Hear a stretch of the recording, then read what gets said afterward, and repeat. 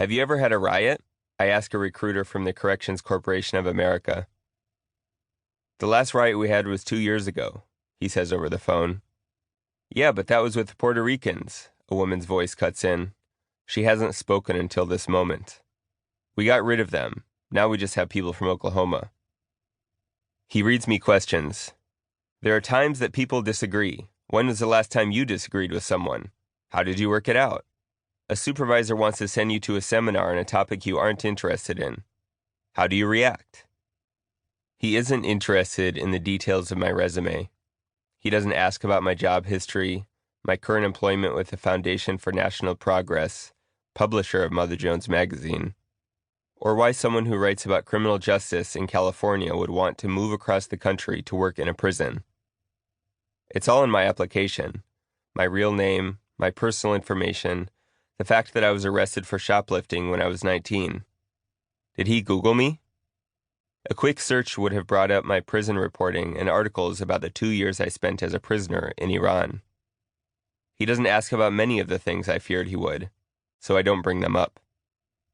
I am tempted to ask him about the result of the survey I took on CCA's website, testing my instincts about working in a prison. It provided various scenarios, and I was to choose from multiple choices how I would be most likely to respond. An inmate receives a food tray and eats all of the food except dessert, pudding. The inmate then walks to the food line and asks for a new tray of food because there is a hair in the pudding.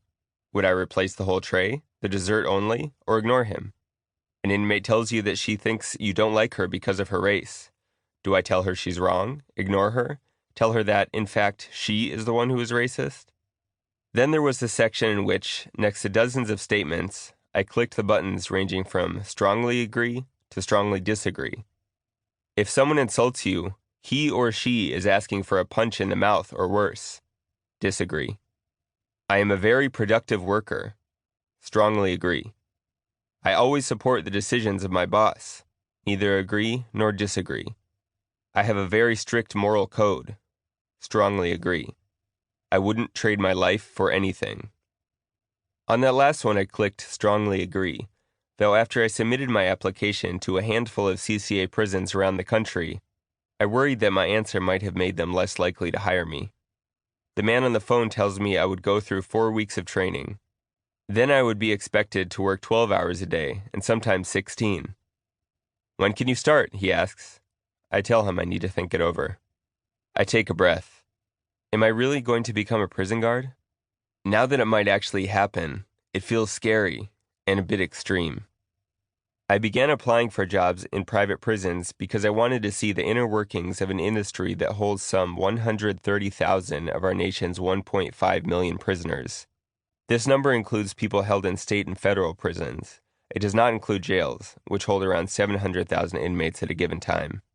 As a journalist, it's nearly impossible to get an unconstrained look inside our penal system. When prisons do let reporters in, it's usually for carefully managed tours and monitored interviews with inmates. Many states don't allow reporters to choose who they want to interview. The prison administration chooses for them. Phone calls are surveilled and letters are opened and read by guards. Inmates who talk freely to a reporter risk retaliation, including solitary confinement. Private prisons are especially secretive. Their records often aren't subject to public access laws.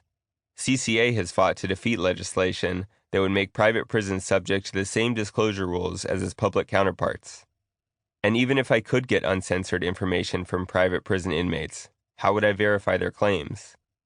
I keep coming back to this question. Is there any other way to see what really happens inside a private prison?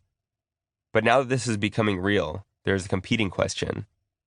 Am I really going back to prison? It has only been 3 years since my own incarceration ended. In 2009, I was working as a freelance reporter in the Middle East, living in Damascus with my partner, Sarah Shord.